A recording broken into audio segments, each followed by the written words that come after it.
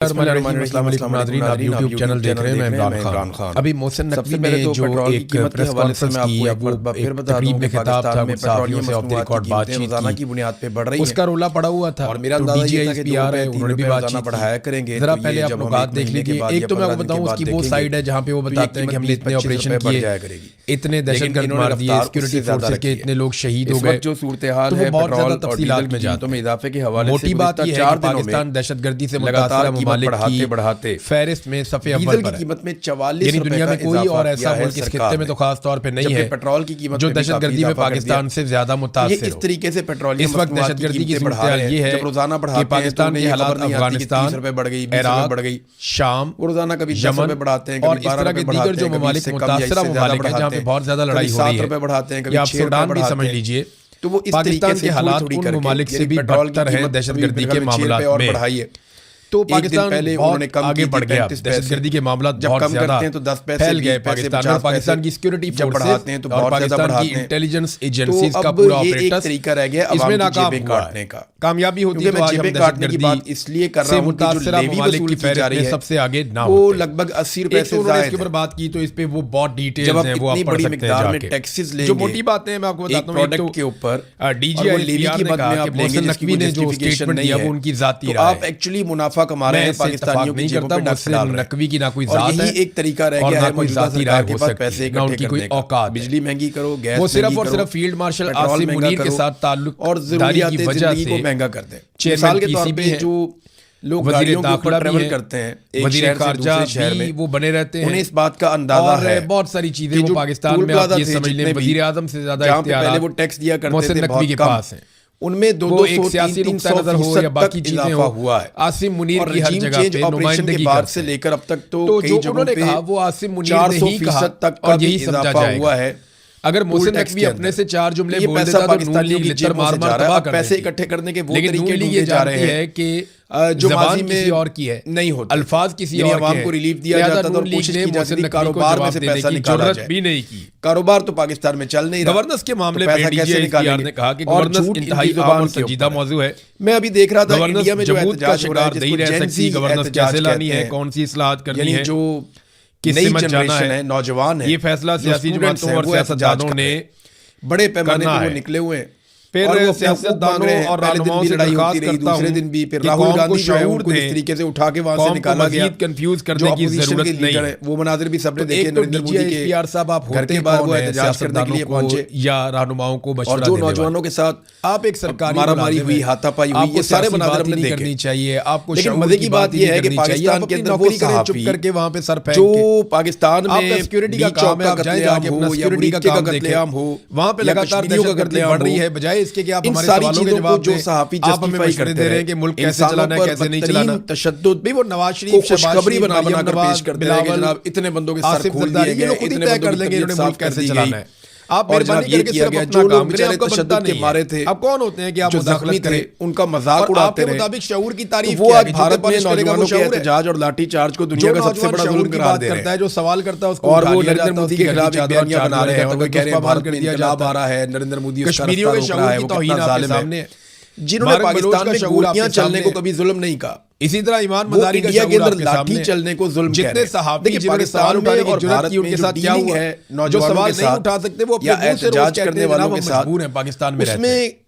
तो आपके मुंह से तो शऊर वाली बात अच्छी नहीं लगती। किसानों ने बड़ा लंबा एहतजाज किया था, शऊर दिया जाए और मजीद कंफ्यूज ना किया जाए। लेकिन सीधी बात गोलियां नहीं चलाई, उनके बंदे बहुत बड़ी तादाद में जब आपको ये निशानदेही की जाती है कि सर आप अपना हलफ इसी तरह से तो आप नौजवानों ने जो एहतजाज किया इसमें एक आदमी के खिलाफ है ये बात, यही तो शऊर है जो हर पाकिस्तानी को होना चाहिए। मेरा एक सवाल ये है, अब गवर्नेंस के मामले में लोग अभी तक कितने नौजवान जबरी तौर पे भारत में गुमशुदा किए गए, तो 900 फैसले करके बिल्ली हज को चली। मेरा तीसरा सवाल ये है कि क्या भारत में इंटरनेट बंद कर दिया गया, कैसे जाना है, गवर्नेंस कैसे करनी है। मेरा चौथा सवाल ये है कि कितने नौजवान हैं जिनके ऊपर दहशतगर्दी के मुकदमात दर्ज करके उन्हें दहशतगर्द करार दे दिया गया, को चले जाएंगे। मेरा पांचवा सवाल ये है कि गद्दारी के कितने सर्टिफिकेट्स 900 फैसले करके कहा गया कि ये सारे नौजवान गद्दार हैं और इनकी डोरियां को बैरूनी साजिश और ये वो इस किस्म के बयानिए आज मियां नवाज शरीफ के साथ नहीं चल रहे भारत में। पीएमएलएन को खड़े होना चाहिए। मैं सबसे पहले आपका साथ दूंगा। आप आसिम मुनीर को बोले कि आप सियासी मुदाखलत बार बार यहाँ पे मार्शल लॉ लगा, 4 मरतबा तो यहाँ पे डिक्टेटर्स आए कि अपने चमचों खर्चों के मुंह बंद करवाओ को पनपने ही नहीं दिया और इन्हें बोलो कि अपनी औकात के भारत की पुलिस नौजवानों पे और आप अपनी डोमेन में वापस जाओ। मियां साहब हम सारे आपका साथ देंगे। दुनिया के हर मुल्क में ये अगर आप ये कर दें तो जब हुकूमत अपने आप को खतरे में महसूस करती है, लेकिन अगर आप ये कर दें तो मौलाना फजलुर रहमान साहब ने जो स्टेटमेंट दिया उसके ऊपर लाइन क्रॉस कर रहे हैं, डीजीआईएसपीआर ने ज्यादा सख्त रद्देअमल नहीं दिया, एक लिमिट तक करते। लेकिन उन्होंने कहा ऐसी गैस चला देते हैं, गैर इरादी तौर पर इंडियन बयानिए को देर के लिए हिरासत में लिया जाता है, इरादी तौर पर बाद औक़ात लाठी चार्ज किया जाता है। ये कह रहे हैं, लेकिन यहाँ क्या हो रहा है, पाकिस्तान ने जो कहा वो गैर इरादी तौर पर कहा, वो ऐसा कहना नहीं चाहते थे, उन्हें मार्जिन दिया सोशल मीडिया को मुकम्मल तौर पे, लेकिन ऐसा कोई मार्जिन जो आवाज निकाले उसकी आवाज को दबा दो। इंडिया में इन नौजवानों के घरों पे चादर और चादर का तकद्दुस पामाल नहीं किया गया। डिजिटल दहशतगर्द हैं ये जो नौजवान हैं, घरों को भी पता है इंडिया माफी मांगे नहीं तो हम नहीं छोड़ेंगे, बहुत मारेंगे, वो इनके नामों को भी हम इनको निशाने इबरत बनाएंगे। इंडिया में ये नहीं कहा गया कि तमाम नौजवानों के नाम जो है वो यूनिवर्सिटी से कटवा दिए जाएं। पाकिस्तान में तो ये कहा जाता है ना। लेकिन फजलुर रहमान के मामले में जमहूरियत पनप रही है इन एहतजाजों के नतीजे। हालांकि पाकिस्तान तहरीक इंसाफ ने शोहदा के ऊपर कभी ऐसे अटैक नहीं किया, लेकिन पाकिस्तान के बारे में कभी ऐसी बात नहीं की। फजलुर रहमान ने जो बात की वो डिबेटेबल है, गद्दार है कि शोहदा की लाशें तो कारगिल में छोड़ के आ गए, गद्दार है, पाकिस्तानी फौज छोड़ के आ गई थी, पठान ने पाकिस्तानी फौजियों को वहां अमानतन दफनाया। आजकल मौलाना फजलुर रहमान और जो फौजी लाशें वापस भी आई थी वो इंडिया ने रिक्वेस्ट करके दी थी कि भई आओ और आगे अपनी लाशें ले जाओ। ये बात तो फजलुर रहमान की ठीक है, गलत नहीं है। बलोच तो लाशों सारे गद्दार हैं पाकिस्तान में, लेकिन इंडिया में और वो फजलुर रहमान ने नहीं बांटे गए। लेकिन ये वाला ताना और इंडिया के मीडिया ने इसको किसी और तरह लिया, फजलुर रहमान ने दिया, लेकिन इमरान खान उसकी बहुत बेइज्जती की ग्राउंड में। ये पाकिस्तान में भी होगा, इनके जो बड़े-बड़े मफादात जिन लोगों ने जुल्म किया, फजलुर रहमान जो है वो क्योंकि पता है जो लोग खुद जालिम बने, अभी जो बोला, जिन लोगों ने मजलूमों का मजाक उड़ाएगी, वो लोग तमाशा देखेंगे। के बारे में एक बात, जिन लोगों ने ये कहा कि लोग क्यों नहीं निकलते, लोग डर गए, बुज़दिल हैं, हार्ट स्टेट के बारे में डीजीआईएसपीआर का स्टेटमेंट 8 फरवरी को फैसला सुना दिया। डीजीआईएसपीआर हार्ट स्टेट के बारे में कहते हैं कि हार्ट स्टेट में कानून सबके लिए बराबर होता है। लोगों के घरों में घुसते हैं, चादर और चारदीवारी का तकद्दुस पाकिस्तान के आर्मी को नहीं छोड़ते, बच्चों को नहीं छोड़ते, लोगों की इज्जत पे बात आ जाती है। तो इतना जुल्म जब होगा तो लोगों के लिए मुश्किल होता है, लेकिन इसके बावजूद और डीजीआईएसपीआर आकर ये बताते हैं कि हार्ट, और ऐसा नहीं है कि ये हमेशा होता रहेगा, एक दिन लोग निकल आएंगे नजर में, छोटा बांग्लादेश बराबर होंगे, कोई भी कानून से आहिस्ता नहीं होगा। जेंसी की एक तहरीक है, वो पाकिस्तान की तरफ बढ़ रही है, रखने वाले और पाकिस्तानी नौजवान तैयार रहे, फील्ड मार्शल आसिम मुनीर जिम्मेदारी एक दिन उठानी पड़ेगी। फिर किस चक्कर में ले लिया जनता पार्टी इंडिया में मुसीबत डाली हुई है। देखिए पाकिस्तान के जो कीड़े मकोड़े हैं ये कब खड़े होते हैं, हार्ट स्टेट का मतलब है कानून सबके लिए बराबर। कीड़े मकोड़े हैं ना, मैं अपने फिर आप कहते हैं हम हार्ट स्टेट बना रहे हैं, हम तो मिलिट्री एस्टेब्लिशमेंट की नजर में ले लेते हैं, कानून सब पे लागू होगा, मेरे पे लागू नहीं। हमारी उनकी नजर में कोई औकात नहीं है, लेकिन याद रखिए लोगों को बेवकूफ बना रहे हैं। हम सब कहते हैं हार्ट स्टेट ला रहे हैं, इस तरह की स्टेट बन जाएगी, मेरे अल्फाज याद रखिएगा, मैं निकाल देते हैं या ना रहो, जनाब हम कोई जुर्म करें तो हमें कोई ना पूछे, पाकिस्तान के कोई और जुर्म करे और आपका ही कब्जा होगा पाकिस्तान के ऊपर, आप ही के फैसले चलेंगे। बलूचिस्तान के हवाले से डीजीआईएसपीआर ने कुछ बातें खुशखबरी में आज बोल रहा हूँ, बलूचिस्तान में वो कह रहे हैं जी हम किसी एलीट से या किसी सरदार से कोई बात उस वक्त बहुत देर नहीं करेंगे, या बहुत वक्त कुछ एलीट और सरदार ये चाहते हैं कि 1947 से पहले वाला स्टेटस को बरकरार रहे, पाकिस्तानी राज करेंगे, वो स्टेटस को कोई हमारे कहते हैं गरीब का बच्चा पढ़े लिखे ना, तरक्की ना करे, डॉक्टर ना बने, इंजीनियर ना बने, वक्त आएगा फौज में ना जाए, कारोबार ना करे, नाज़रीन मरियम नवाज और नवाज शरीफ मेरा गुलाम रहे, बंदूक उठा के मेरे लिए चलता रहे, वो एक पंडाल था एवरेज, लेकिन डीजीआईएसपीआर आपका इससे कुछ लेना देना नहीं है। सामने से ऐसा लगा जैसे बहुत लोग होंगे, ना बलूचिस्तान में तालीम का काम आपने करना है, ना बलूचिस्तान में हेल्थ का काम आपने करना है, ना बलूचिस्तान में इंफ्रास्ट्रक्चर आपने डेवलप करना है, ना वहाँ की इकोनॉमी आपने बेहतर करनी है, ना वहाँ की मादनियात में आपका कोई हिस्सा है। नवाज शरीफ वहाँ की पॉलिसी, वहाँ के अवामी मुंतखब नुमाइंदे बनाएंगे, बातें कर रहे हैं, लोगों की आप लाके कठपुतलियां बिठा देते हैं, आगे जो चंद सौ तो वो कठपुतलियां यही कर रही है, कभी आप सरदारों के साथ मिल जाते हैं, पीछे कभी आप लाके कठपुतलियां बिठा देते हैं। तो बेड़ी गर्क हो गया। डॉक्टर की आपने बात की तो फारूक फिरोज पढ़ी लिखी है ना, वो तो सरदार नहीं है, सूबे की वो तो एलीट नहीं है, उसका तो बाप कत्ल करके फेंक दिया था, इस्तेमाल किए, मशक़शुदा लाश आ गई थी उसके बाप की, इतनी सी रह गई है, तो वो तो इंसानियत की बात करती है, उसको जेल में क्यों डाला हुआ है, इसका कोई जवाब है आपके पास?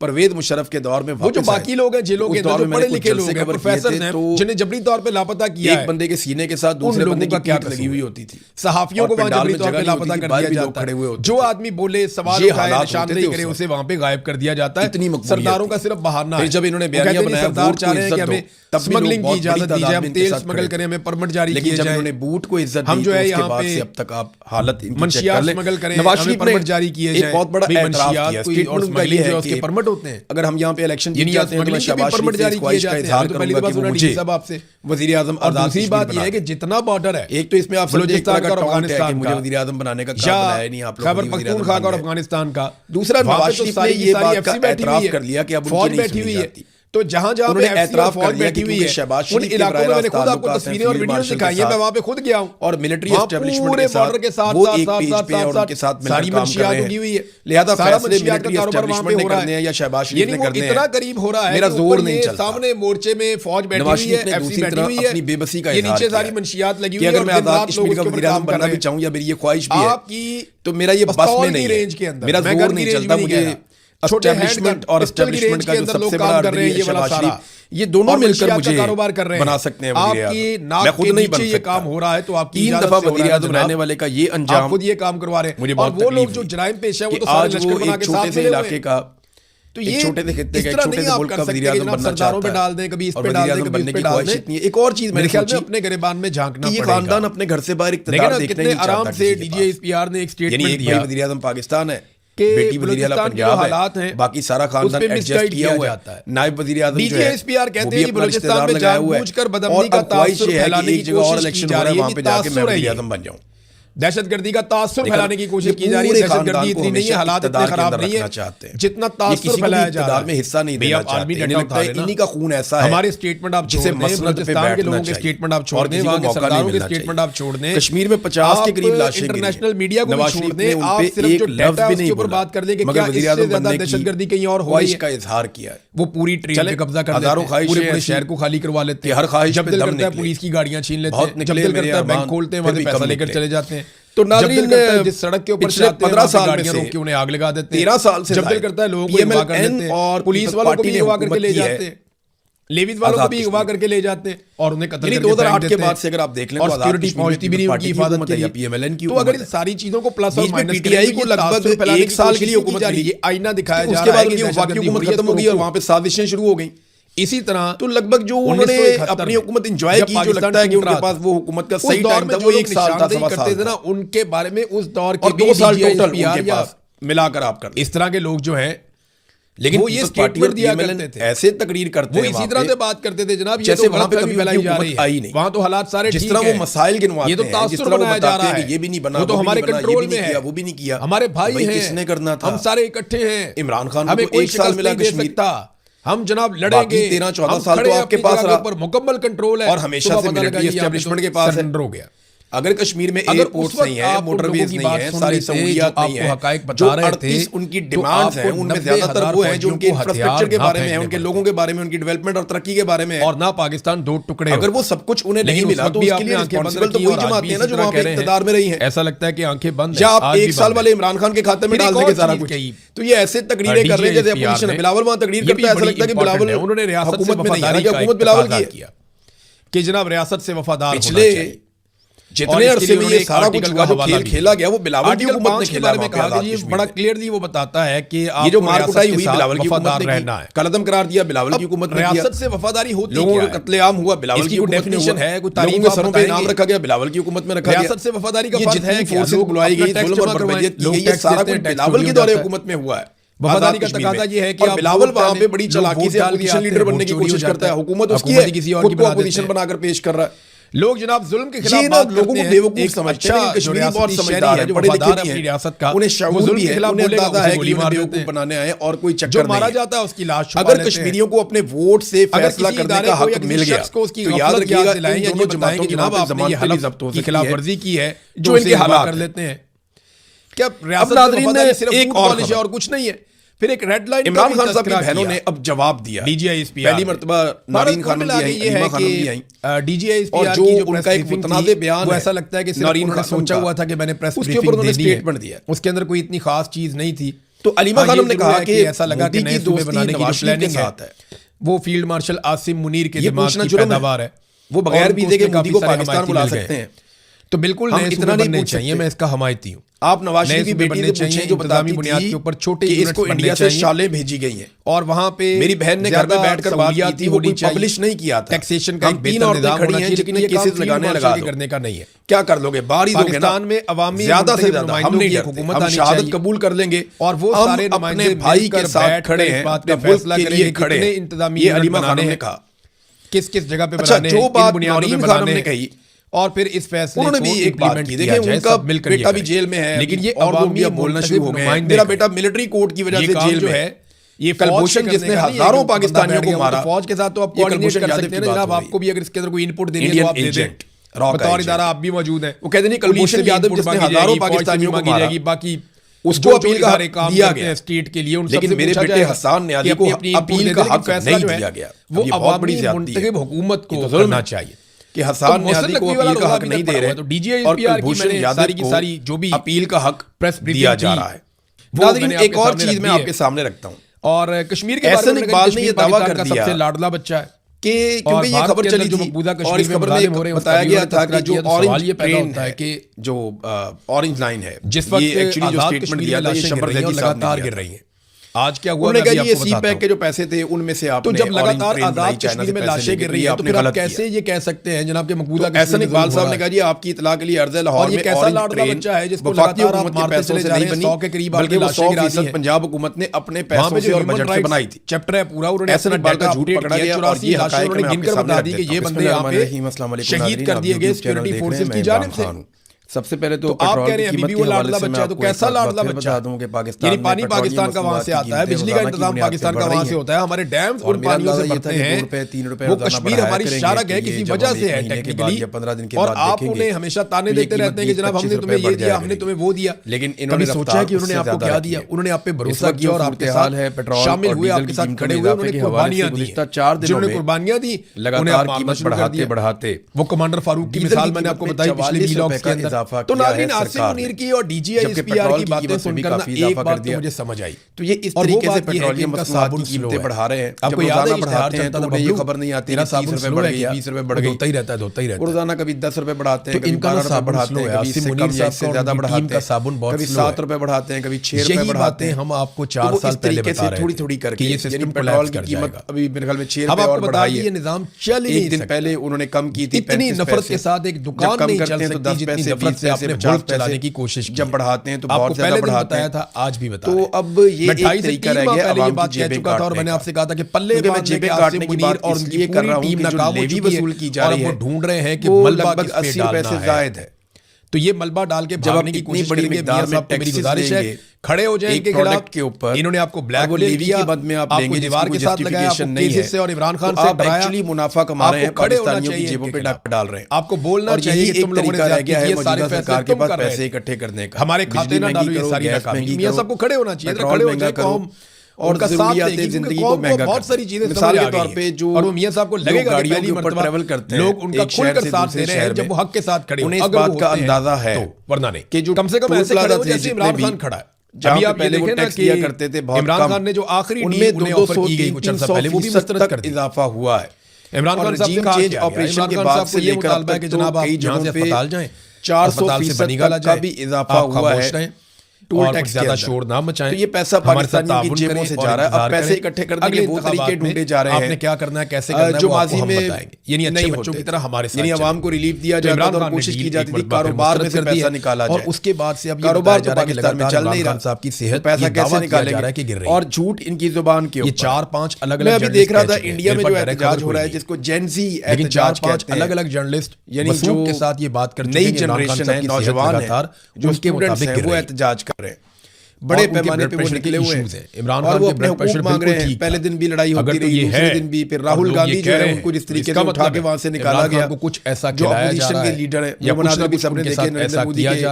घर के बाहर वो एहतजाज करने के लिए पहुंचे। तो पीटीआई को और जो नौजवानों के साथ फैमिली को अब मारामारी हुई, हाथापाई हुई, ये सारे मनाज़िर हमने देखे। जितनी कोशिश, लेकिन मजे की बात यह है कि पाकिस्तान के अंदर वो सहाफ़ी 75 अरब डॉलर जो पाकिस्तान में डी चौक का कत्लेआम हो, या मुरीद का कत्लेआम हो, नकवी ने बताया, या कश्मीरियों का कत्लेआम हो, जितने अरसे में आसिम मुनीर इन सारी चीजों को जो सहाफ़ी जस्टिफाई करते रहे, उतने अरसे में इंसानों पर बदतरीन तशद्दुद चले गए। को खुशखबरी बना बनाकर पेश करते रहे कि जनाब इतने बंदों के सर खोल दिए गए, इतने बंदों की तबीयत साफ कर दी गई मुजफ्फराबाद में, और जनाब ये किया गया। जो लोग बेचारे तशद्दुद के मारे थे,